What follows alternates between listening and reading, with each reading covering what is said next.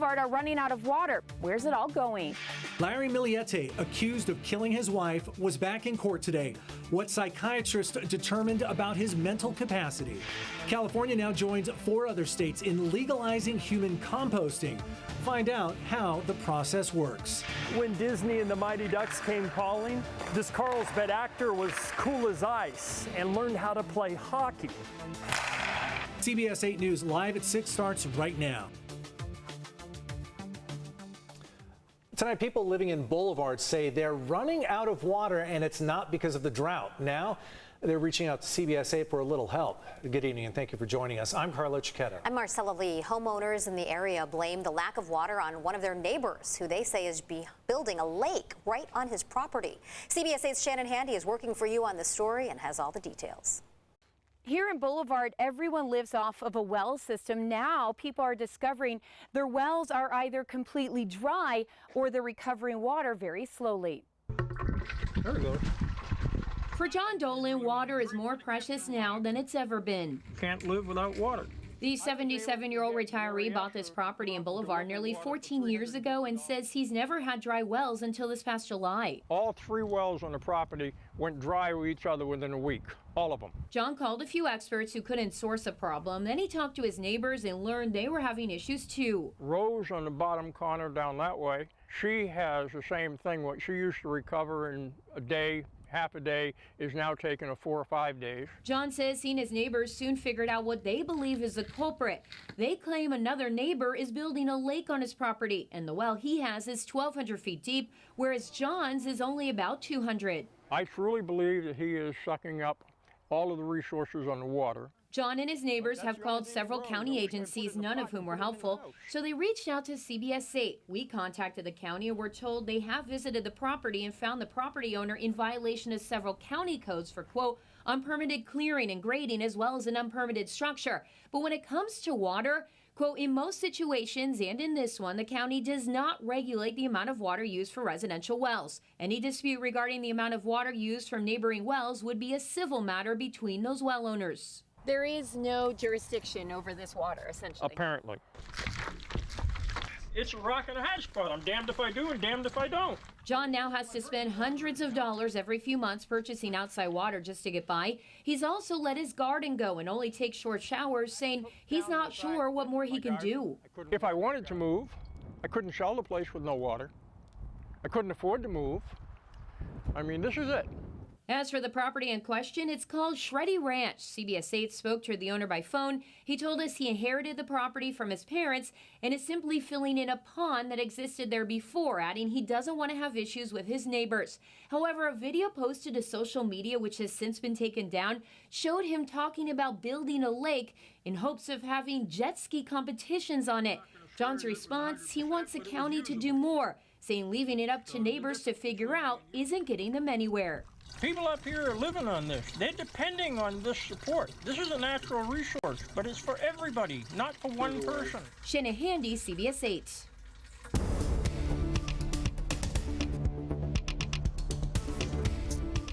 All right, it's Monday, Carlene, and people want to know what's going to happen in the weather department. It's already. They want to know how hot it's going to get. That temperature rate is just going up. You stepped outside this weekend, you were enjoying the sunshine, you're like, okay, it's warm, and then you step outside today, you're like, it's warmer. Yeah, we are now talking about being into the peak of it. So we have 1 day down and 2 more to go. We are in the middle of a heat wave.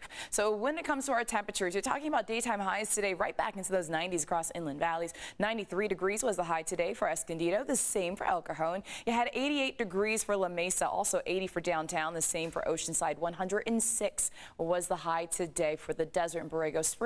We have current temperatures that are into the mid to upper 80s across the inland areas, also at 77 degrees for Fallbrook. You got the 70s along the coast, and 91 degrees right now for Campo. So we are talking about the heat, as I mentioned, 1 day down, 2 more to go. And we have a heat advisory that's in play for most of our county, as well as talking about an excessive heat warning for the desert. That's going to keep going, at least the heat advisory, all the way into the middle of the week. There is a slight chance that we could hear some rumbles over the mountains. That would be by the middle of the week with the introduction of some more high clouds.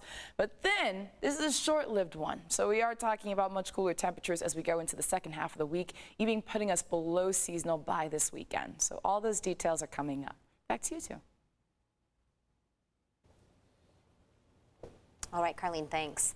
The murder case against Larry Miliete is moving forward. Just hours ago, a judge ruled he is mentally competent to stand trial. He's charged with murdering his wife, Maya, whose body still has not been found. As CBS 8's David Goffredson reports, Maya's family members are ready for this trial to get started. The defendant is mentally competent. Therefore, criminal proceedings shall be reinstated. After a 3-month delay in the murder trial of Larry Miliete, a judge has ruled he is mentally competent to stand trial. Criminal proceedings were suspended in June after Miliete's attorney told the court she was worried about his mental health. The father of 3 is accused of murdering his wife, Maya Miliete, in January of 2021. Her body has not been found. It's been a nightmare, since day one. Maya's sister and brother-in-law were in court on Monday for the judge's ruling. We are finally going forward with my sister's case and hopefully a little bit of closure. And again, hopefully justice for my sister. Miliete was evaluated by a San Diego psychiatrist. His report to the court is confidential, but generally speaking, a defendant cannot stand trial if he is so mentally unsound that he cannot understand the court process. Miliete's attorney stipulated to the doctor's findings that he was fit to stand trial. The couple's 3 children are still living with Larry Miliete's parents in the Chula Vista house where the family was living when Maya went missing. Maya's side of the family gets court-ordered visitation with the children every other week. We're just grateful that we are back in their lives. We're part again in their lives. Volunteers continue to search for Maya's remains in remote areas, most recently in the North County. We're not giving up. We will bring my sister home. I truly believe in God's timing. We'll bring her home. Larry Miliete's criminal trial now resumes in Chula Vista Court. His next hearing is this Friday for a status conference. At the downtown courthouse, David Goffredson, CBS 8. Thanks, David. Tonight, a new call for safety after people in Lakeside discovered 5 sex offenders living in their neighborhood. Lakeside school officials today laid out policy proposals they say would keep children safer. Key proposals include increasing the distance sex offenders can live from schools from 2,000 feet to 1 mile. They also want a safety committee to be formed in school districts across the state. The committee would work with the Department of Corrections and Rehabilitation to have open communication and input on the placement of sex offenders. We represent all of these neighborhoods. Jim, Tamara, myself, we represent neighborhoods all across East County that would want to know if 5 sex offenders are going to be moved in to their neighborhood. The letter will now go to Governor Gavin Newsom and the Department of Corrections. And tonight, Governor Gavin Newsom is taking action to help prevent catalytic converter thefts. He signed 2 bills into law. California far outranks all of the other states when it comes to this crime, according to State Farm. Our political reporter Morgan Reiner breaks down the bills. One of the bills makes it illegal to buy a catalytic converter from anyone other than a licensed auto dealer. The other one requires buyers and sellers to keep detailed notes. Now, I spoke to an auto mechanic about this today, and he just has one big question.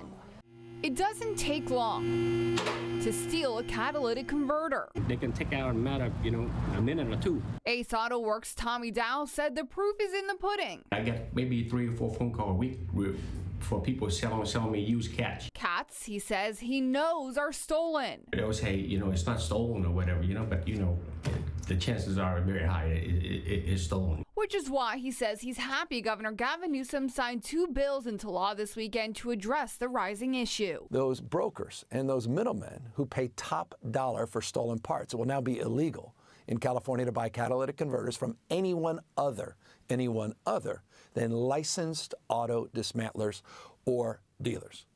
And people who buy and sell these parts now have to keep detailed records, so we can better trace thefts if indeed they do occur. Dow just has one question. How will it be enforced? I just want to know how they're going to make it harder to punish them. The bill language says a violation would be a misdemeanor. First violation, $1,000. Second violation, $2,000. Third violation, $4,000. And a court can order the business to stop engaging in recycling for a year. If they can't sell the used cat, so they're not going to steal the cat anymore. Dow hopes it takes away the illicit market. If it works, he says car insurance rates will decrease. Because now the insurance don't have to replace it, and it saves money for everybody, you know. The bill goes into effect January 2023. And for those of you who are not car experts like myself, a catalytic converter is part of the exhaust system and helps clean up pollutants. Now, it also contains a valuable metal, and that's what he says thieves are going after. Thank you, Morgan. Tonight, new research from UC San Diego claims pharmaceutical companies are not setting prices based on how much it actually costs to make those drugs, but rather by what the market will bear.